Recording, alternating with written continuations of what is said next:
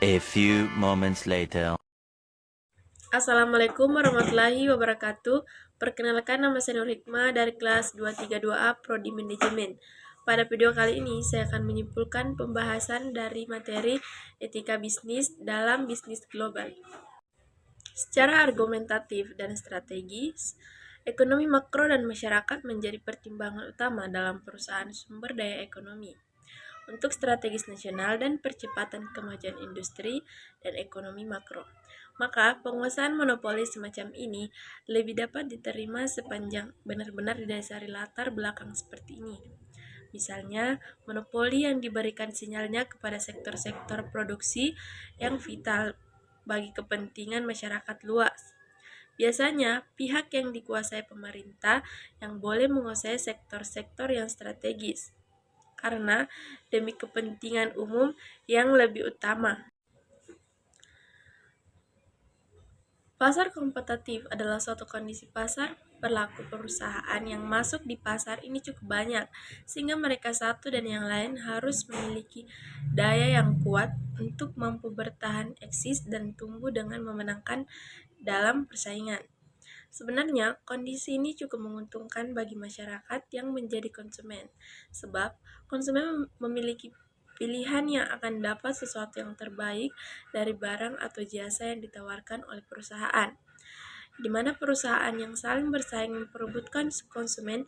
Dari aspek ini, sebenarnya bahwa kompetisi cukup memberikan nilai manfaat yang positif bagi masyarakat konsumen. Para pelaku ekonomi yang dihadapkan pasar kompetensi terpacu dengan semangat peningkatan efisiensi tercermin pada pemanfaatan sumber daya secara optimal. Menurut A. Sonny Kraft, pada tahun 1998, terlepas dari berbagai kelemahannya yang tidak bisa dibantah, kami cenderung menganggap sistem ekonomi pasar bebas sebagai sistem yang paling baik dan dibandingkan dengan sistem alternatif manapun bagi bisnis yang baik dan etis. Karena dari segi etis, sistem ini memungkinkan praktik bisnis yang baik, etis, dan fair. Sistem ekonomi pasar bebas mengandung beberapa hal yang sangat positif. Pertama, sistem ekonomi pasar bebas menjamin keadilan melalui jaminan perlakuan yang sama dan fair bagi semua pelaku ekonomi. Kedua, ada aturan yang jelas dan fair, dan karena itu etis aturan ini diberlakukan juga secara fair, transparan, konsekuen, dan objektif. Maka semua pihak secara objektif tunduk dan dapat merujuknya secara terbuka.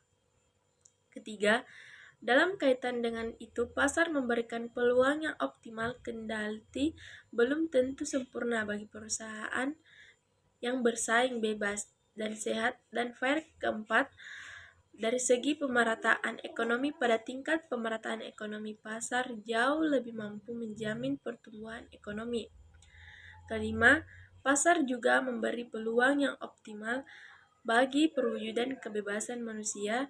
Dalam sistem pasar, setiap orang diberikan dan dimungkinkan untuk menentukan sendiri kegiatan dan bahkan hidupnya. Bisnis ekonomi merupakan kegiatan yang telah mengglobal. Setiap sisi kehidupan diwarnai oleh bisnis. Dalam lingkup yang besar, negara pastinya terlibat dalam proses bisnis yang terjadi.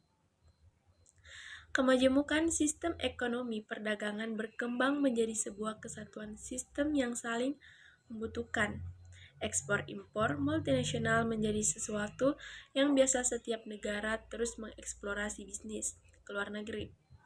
Selain untuk mendapatkan apa yang mereka inginkan, juga menekankan tingkat ekonomi yang ada. Tidak dapat dipungkiri bahwa multinasional merupakan kesepakatan untuk meraih pundi-pundi uang demi meningkatkan tingkat ekonomi.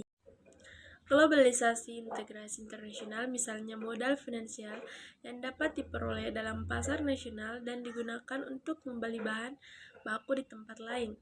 Persaingan global telah meningkatkan standar kinerja dalam berbagai dimensi, meliputi kualitas biaya, aset, Saat pengelolaan produk serta operasi yang lancar, penting juga didasari bahwa standar tersebut tidaklah statis dan tetap sehingga membutuhkan pengembangan lebih lanjut dari perusahaan dan pekerjaannya.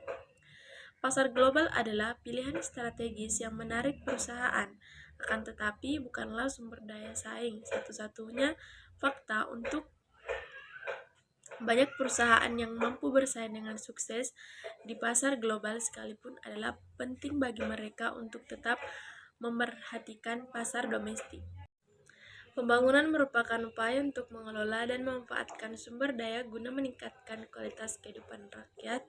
Pertumbuhan ekonomi yang merupakan salah satu indikator keberhasilan suatu pembangunan seringkali digunakan untuk mengukur kualitas hidup manusia, sehingga semakin tinggi nilai pertumbuhan ekonomi, maka semakin tinggi pula taraf hidup manusia. Semakin cepat pertumbuhan ekonomi, akan semakin banyak barang sumber daya yang diperlukan dalam proses produksi. Pada akhirnya akan mengurangi ketersediaan sumber daya alam sebagai bahan baku yang tersimpan pada sumber daya alam yang ada. Di samping itu, pembangunan ekonomi yang cepat dibarengi dengan adanya pembangunan instalasi-instalasi, maka akan tercipta pula pencemaran yang merusak sumber daya alam.